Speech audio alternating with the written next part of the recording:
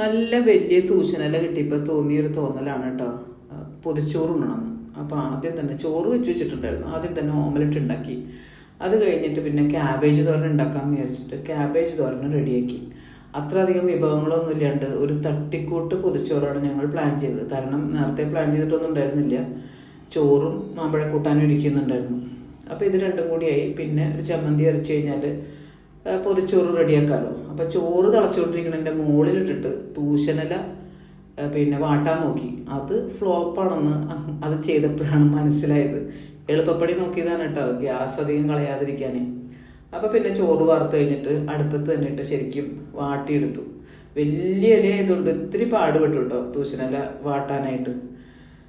ഇവിടെ വെച്ചിട്ട് ദുബായിൽ വെച്ചിട്ട് അങ്ങനെ തൂശനില ഞാൻ അത്ര വാട്ടിയെടുത്ത് അങ്ങനെ ചെയ്തിട്ടില്ല. നാട്ടിലാവുമ്പോൾ നല്ല ഫ്ലെയിം അടുപ്പത്ത് തന്നെ വെച്ചിട്ട് ചെയ്ത് കഴിഞ്ഞാൽ നന്നായിട്ട് വാടി കിട്ടുമല്ലോ. പിന്നെ ഒരുവിധം വാടിയൊക്കെ കിട്ടി. അതിൽ നല്ല ചൂടുള്ള ചോറ്, അടുപ്പത്ത് നിന്നെടുത്ത ചോറ് അങ്ങോട്ട് ഇട്ടു വാർത്ത് വെച്ചത്. അപ്പോൾ അങ്ങനെയും കുറേ വാടിക്കൊള്ളൂ എന്ന് ചോദിച്ചു. ഇത് എനിക്കും മോൾക്ക് ഒരുമിച്ച് ഉണ്ണാനുള്ള ഒരു പൊതിയാണ് കേട്ടോ. അതാണ് ഇത്ര അധികം ചോറിട്ടത്.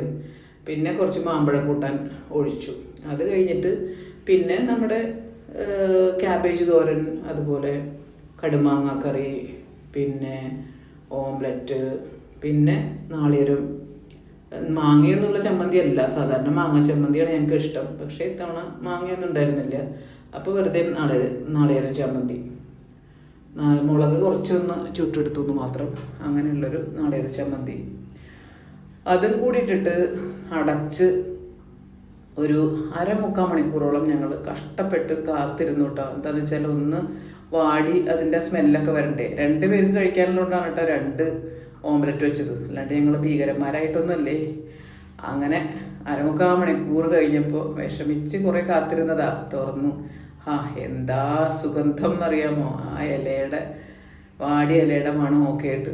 പക്ഷേ എൻ്റെ കുട്ടിക്കാലത്തൊന്നും എനിക്കിത് ഇഷ്ടമില്ലായിരുന്നു കേട്ടോ. ഈ ഇല വാടിയ മണമൊന്നും എനിക്ക് അത്ര ഇഷ്ടമൊന്നുമില്ലായിരുന്നു. വലുതായപ്പോഴാണ് ഇങ്ങനത്തെ നൊസ്റ്റാൾജിയകളൊക്കെ വന്നതെന്ന് തോന്നുന്നു. അങ്ങനെ നല്ല ടേസ്റ്റിൽ ഞങ്ങൾ ഒരു ഉരുളെടുത്ത് ഉണ്ട് നോക്കി. നല്ല ടേസ്റ്റ് ഉണ്ട്. മോളിരുന്ന് ഉണ്ണണുണ്ടോ. ഹോട്ടലിൽ നിന്ന് കഴിക്കണതിനേക്കാളും വീട്ടിലുണ്ടാക്കുന്ന ഇങ്ങനത്തെ നാടൻ ഊണാണ് എനിക്ക് ഇഷ്ടം കേട്ടോ. അതുപോലെ ഹോട്ടലിൽ നിന്ന് ചില നേരത്തൊക്കെ നല്ല അടിപൊളി ഫുഡ് കിട്ടും, അതും ഇഷ്ടമാണ്. ഇഷ്ടമില്ല എന്നല്ല, എന്നാലും ഏതൊരു പാകിസ്ഥാനി ഫുഡാണ്, അതൊക്കെ ഇഷ്ടമാണ്. പാകിസ്ഥാനി ഫുഡും ഒക്കെ ഇഷ്ടമാണ്. എന്നാലും വീട്ടിലുണ്ടാക്കണ കൂട്ടാനും ഉപ്പേരിക്കും ഒക്കെ ഒരു പ്രത്യേക രുചിയാണെന്നൊരു തോന്നലുണ്ട്. ചിലപ്പോൾ എൻ്റെ വെറുതെ തോന്നലായിരിക്കും. ഇതൊക്കെ നാട്ടിൽ വെച്ചിട്ട് മീൻ കൂട്ടാനും മീൻ വറുത്തതൊക്കെ ഉണ്ടാക്കിയതാണ് കേട്ടോ. ഇവിടെ ദുബായിൽ വെച്ചിട്ട് ഞാൻ അങ്ങനെ മീൻ കൂട്ടാനും മീൻ വറുത്തതൊന്നും ഉണ്ടാക്കലില്ല. കാരണം ഞാൻ മാത്രമേ ഇതൊക്കെ കഴിക്കുള്ളൂ. നാട്ടിൽ പോകുമ്പോഴാണ് കൂടുതലും മീൻ കൂട്ടാനും മീൻ വറുത്തതും ഒക്കെ ഉണ്ടാക്കല്.